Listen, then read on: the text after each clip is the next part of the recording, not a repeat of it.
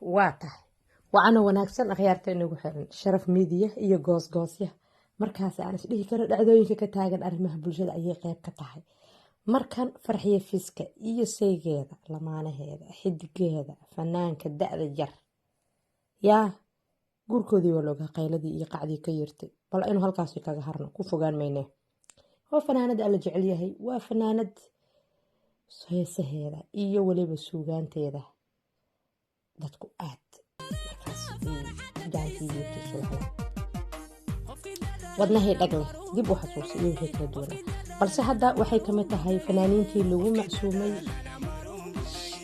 xafladii caleemasaarka ee markii uu ku guuleystay madaxweyne Dani Puntland maamul goboleedka Puntland haddaba waxay kasoo dhex muuqatay baraha bulshada muuqaalo kala duwan iyada iyo xidigeedu isku sii cararaya ubaxa boorsada ay sii wadato lagama sheekeen karo lamaana isu buhliyooba oo kala maqnaa oo mar kale waqtiga uu waayo isku samay waa tahay heestan cajiibka ah ee saameynta leh ee dad badan ay ku raaxaystaan isla markaana soo dhigaan kuwii xanta buufin jiray dabkoodii baqtiyay bal farxiyo iyo saygeeda heestan la arag nolosha intaad joogto wax walba waad arkaysaa baayo badan hortaada iyo hareerahaada ayay ka dhacayaan wax badan oo maalin la ah oo aan la dhayalsan karin waa tahay qodobkan fanaanada farxiyo fiiska iyo saygeeda aynu halkaasi kaga gudubno waa sharaf media iyo markale iyo muuqaal cusub muuqaalkan waxaanu diiradda ku saaraynaa qodobo kala duwan oo xiiso leh waxa uu noqon doonaa sida tan gabar Soomaaliyeed oo wiilasha Soomaaliyeed inta wanaaga jecel ee Soomaali ka cararka ah fariin cajiib ah halkan u soo dhigtay waxay tiri Marookaha aadina meel ay ka fiican ayaan idin soo helay information-kan ayaa helay dunida informationada waa la is siiyaa waa free waxaa jirta markaad meelaha tagtid oo taariikhiga ah information deskiga halka weydiiyaa lagu leeyahay marka hadda gabadhan information ay idin siinaya Faarax Majabaasyaasha si carruurooyo ee jidka heestay ee fashilmay sida ninka muuqaalkan ma aragtay asigoo qaboobaha dhacay la soo jiyo kale ayay tala siinaysaa nin wanaagsan dadkiisa iyo kama cararo gabar Soomaaliyeed soo heli karaya gabar Soomaaliyeed oo ma cararo gabar shisheeye ah sabab badan ayaa jiri kara inkastoo calaf jiro dad wanaagsan hal iyo laba oo farqo tiris ay jiri karayaan balada waxay leedahay wadankan taga Tajikistan waxay leedahay gabdho badan oo muslimiina joogo way fiican yihiin wax badan ayay idin soo badhigaysaa bal ka faa'iideysta inta ajnabiga jecel inta isbedel doonka ah inta dhibtootay inta isdhibtay hadayaga is dhibay moogta sababta waxay isku dhibeen waxay ka cararayaan ee diidayaan mataqaanaa waxay ka cararayaan ee diidayaan in la fahmo in nabad iyo saaxa nabad lagu noolaado qaarkood waa gabdhuhu way dhiban yihiin ragguna waa dhibanahay dhahin marka yaa gar la yaa sagar daran ani taas ay isweydiiyaa gabar kasta ama hooyo Soomaaliyeed qurba joogta dad la hadasho single mom waxay ku leedahay ay maqasheenin ninkan saas uu leeyahay marka waxay u baahan yihiin dadkan in maxkamad dood cilmiyeed loo furo la kala gar noqsadaan la is hor keeno bal gabadhan aad dhageysana marka hore السلام عليكم ورحمة الله وبركاته أنا سلام صومالية فيديوغان بريهان بواربنا السماء فارحياش صومالية مروكو أرداي ما أنتو حايدي هايا ميل مروكو كواناكسن محالة دها رجل أنا هايسو دمر كان أدو بديهين رجل مسلمات كأهنا أدلو قباهين ودن كاس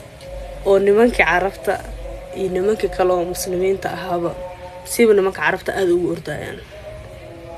وحبان مروكو إيو ميل نلعان كدعين وحبها اسكولو قوينن فارحمتها هرتو فيديوغا لايك إيسار channel كان إيكا لكي channel مالدا أكوانك I don't know what you call maanta wadanka idin haayo waa wadan la dhaho waa wadan dumarkooda aad u qurux badan yihiin waa wadan dumarkooda maxaa la dhahaa diinta aad ugu wanaagsan yihiin waa wadan dumarkooda maxaa la dhahaa gabdhaha diintana waa barteen cilmiga maadadana waa barteen maasha Allah meel walba ka dhisan yihiin maasha Allah aad bay u qurux badan yihiin mana ahan Afrikaan to be honest ma ahan Afrikaan mana ahan Arab waa dad qurux badan oo reer Yurub waa wadanka Turkmenistan okay wadan ma dhigi karno hadda wuxuu ka tirsan yahay hoos imaada Ruushka waa adii maamul goboleed yar ruushka hoos imaado dadkooda aad bay qurux badan yihiin. Can you believe adiga oo nin ah oo raba guur haddii aa wadankaas tagtid waxaa lagu soo dhaweynayaa sida boqortooyada loo soo dhaweeyo kale. migaameysa nimankii carabta saas koronkor waa isku koronkoreeyeen meeshaas aysan dhaafin. Faarax laga baasto waa u jeeda Xaliimo waa ka cararaysiin soo anna meel wanaagsan oo maxaa la dhahaa isdhehe wiilasha walaalaha maadaama Soomaalida ka sii cararayaan meel wanaagsan gabdho wanaagsan leh u sii tilmaan haddana dumarkooda. Can you believe baadii xitaa way degi karaan dadkaas guryaha aqal Soomaaliga kale dhistaan. naagta wadankaas u dhalatay gabadha wadankaas u dhalatay waxay awood u leedahay sida historygood ka soo akhriyay 2 saacadood gudahooda inay ku dhisaan aqal Soomaaliga kaleeto 30 daqiiqana ay ku dumiso ku rarto. Oh my goodness, can you believe that? wallahi dadkaas aad bay qurux badan yihiin. I'm trying to inaan tuso kuwaasa gabdhaha last year waxaa ka dhacay wadanka gabdhaha hadda kuwa soo tusay screenshotka kaas maxaa la inta kale oo fiidiyoyaal wax sawirkaas la ka haya. sanadka hadda soo dhaafay wadankaas waxaa ka dhacay mudaharaadyo aad u fara badan oo dumarka wadankaas u dhashay ay soo qaban qaadiyeen oo ay kaga soo horjeedaan ama ay ka cabanayaan rag la'aanta iyo niman guursada la'aan. marka halkaas la idinkaga baahan yahay raggii carabta ahaana meeshaasi u wada jabeen.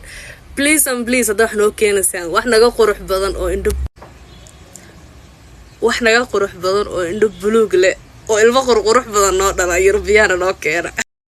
waa tahay warkii hore war soo dhaaf. muuqaalkan ayaa baraha bulshada la soo dhigay aad baa la isugu dirtirayaa. dabcan waxa ay tilmaamayaan dadka qaar inuu yahay wiil Soomaaliyeed ama Faarax Soomaali Faarax Majabaasto sida baryahanba dagaalka qaboway ragga iyo dumarka yaa Morocco cararkii uu dhacay. dabcan heer kulka iyo qabowga wadankan waa xilli winter ah haday ahaan lahayd wadamadan Scandinavia la isku yiraahdo amaba waqooyiga America iyo meelaha la halmaalka ee barafku sida waalan ugu dhow winter time-ka. dabcan qofka sida dharka ugu socdo waxay leeyihiin waa Faarax Majabaasto la isku dajiyay Morocco u sii cararayo. inkastoo fariintan aad dhageysateen Faarax Majabaasto dhibaato badan ay geysteen dhiiga daadiyeen gabdho badan ay wajigoosan ugu bedeleen arkaysid. gabadhan Alle raxmaan raaximiin xamara lagu dilay ninkeeda dilay iyadoo xaamilo uur loo leeyahay ninkeedii dilay. subhanallah. marka dabcan waxa la dhihi karaa xaaladana xaalad normal way dhaaftay oo waa xaalad oo wax ka qabasho ay u baahan tahay. qayladaan waa wareey waa inay gabdhaha Soomaaliyeed gacmaha isqabsadaan oo Faarax noocaan banaanka la iska keeno aan la qarqarinin. inkastoo ninka noocaan loo yaqaan geesi ninka noocaan oo kala aan loo yaqaano maxaa la yiraahdaa haliyay waa wareey gorgorada iyo maxaa la yiraahdaa kastuumadii gabdhaha lagu dhagaya si kala hadaan u dhaho. si kastaba ha ahaatee Faarax Majabaasto fariintan gabadhan soo dirtay Tajikistan wadankaas aadey tirwaaba karwaaye. waa tahay hadda aad weysaan hadda waxaad la cararaysaana qabaay waxaa la yiri dunya ka cararayso waa la cishan karaa laakiin dadka carray lama cishto. marka in waxa aaminsanahay dhibku la cararayo Faarax Soomaali ha iskala cararo bye hore u sii socdo. waa kaya dhacdooyinkii ugu dambeeyay gabadha Soomaaliyeed ilmaha ay ka tagtay ilmaha yar oo interview-ga bixiyay gabadha yar aad bay ma aragtay waxyaabo ay ka naxeen waa taraamana waa arkeen. dabcan dhibaatooyinka noocaan ah dadka noocaan ah maadaama wadankii dhibaato in ka badan 30 sano ka dhaceysay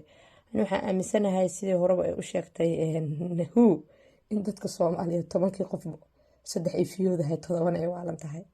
dumarka naftirkooda qaar xanuunsanaa ku jiro. waa tahay hal iska jiro hal foojignaada qofka nolosha la qaybsanaysaan oo soo xareysanaysaan kun jeer iska hooya.